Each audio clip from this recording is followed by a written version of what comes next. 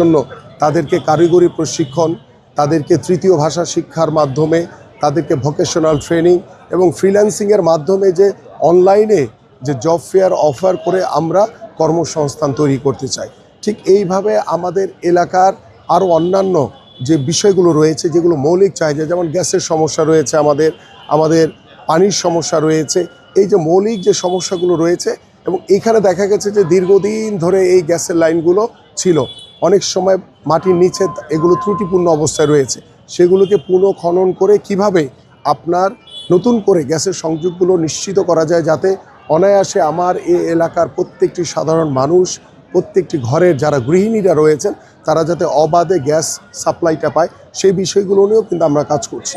So আল্লাহ যদি আমাদেরকে কবুল করে, আমরা ইনশাল্লাহ এই ধরনের যে আমাদের যে সামাজিক যে কার্যক্রমগুলো আছে, আমাদের যে মৌলিক যে চাহিদাগুলো রয়েছে, সেগুলো আমি প্রত্যেকটি ঘরে ঘরে আমরা নিশ্চিত করতে চাই ইনশাল্লাহ। এবং আমার এই এলাকার বেশ কিছু রাস্তাঘাট এখনও নির্মাণ করা হয়নি, সেই এলাকার প্রত্যেকটি এলাকার অলিতে গলিতে আমরা নির্ধারিত মন্ত্রণালয়ের সাথে কথা বলে আমরা তাদেরকে দ্রুত আমরা সেই রাস্তাঘাটগুলো করে দিতে চাই। এইভাবে আমরা আমাদের আগামীর পরিকল্পনা করেছি। অনেকেই মনে করতে পারে বিএনপি হয়তো বা প্রতিশ্রুতি দিচ্ছে। বিএনপি গত দীর্ঘদিন ধরে আমরা আমাদের দেশ গড়ার পরিকল্পনা নিয়ে আমি আমার এলাকার প্রত্যেকটি অলিতে গলিতে ছোট ছোট করে উঠান বৈঠক করেছি, প্রত্যেকের সাথে কথা বলে সমস্যাগুলো চিহ্নিত করেছি, এবং সেই সমস্যাগুলো চিহ্নিত করে আমরা বর্তমানে পরিকল্পনা করেছি এবং সেই পরিকল্পনা বাস্তবায়নের অপেক্ষা রয়েছে। পাশাপাশি আমি একটি বিষয় একটু বলতে চাই।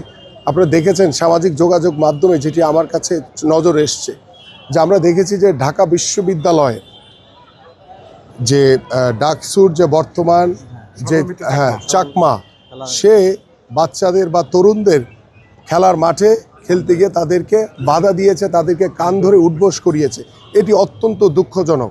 এইটি এখনই যদি এই ছাত্র শিবির তারা যদি এই ধরনের কর্মকাণ্ডের সাথে জড়িয়ে তারা যদি আমাদের যে সমাজ ব্যবস্থা, আমাদের তরুণদেরকে আমরা প্রত্যেকটি মাঠে মাঠে খেলার সুযোগ করে দিতে চাই। আমাদের বাংলাদেশ জাতীয়তাবাদী দল বিএনপির আগামীর ক্রীড়াঙ্গন নিয়ে বাংলাদেশ একটি পেশাদার স্পোর্টসের জায়গায় আমরা চলে যাচ্ছি ইনশাল্লাহ। সেই জায়গায় আমরা খেলাধুলাকে পেশা হিসেবে প্রতিষ্ঠিত করতে চাই। আমরা জাতীয় শিক্ষাক্রমে ৪র্থ শ্রেণী থেকে খেলাধুলাকে বাধ্যতামূলক করতে চাই। সেই দেশে আমরা যখন প্রত্যেকটি খালি জায়গায় আমাদের সন্তানদের জন্য খেলার উপযোগী মাঠ তৈরি করছি, আমরা আমাদের মুরব্বীদের জন্য হাঁটার ওয়াকওয়ে তৈরি করছি, ঠিক সেই সময় ডাকসুর মতো একটি অত্যন্ত গুরুত্বপূর্ণ জায়গায় যেই আমাদের যে ছাত্র শিবিরে যে ছেলেটি, সে যেই খেলোয়াড়দেরকে বা বাচ্চাদেরকে যেভাবে কান ধরে উঠবোস করিয়েছে, এটি অত্যন্ত দুঃখজনক। আমাদের মনে হয় এই বিষয়গুলো নিয়ে আপনাদের মিডিয়ার মাধ্যমে আমাদের সাধারণ মানুষের আরও অনেক সচেতন হতে হবে, কারণ আমরা খেলাধুলার একটি সুস্থ জাতি গড়ে তোলার জন্য খেলাধুলার কোনো বিকল্প নেই। সেই খেলাধুলার মাধ্যমে কিন্তু আমরা একটি সুস্থ জাতি গড়ে তুলতে পারি, সেই খেলাধুলার মাধ্যমে আমরা মাদকমুক্ত সমাজ করতে পারি।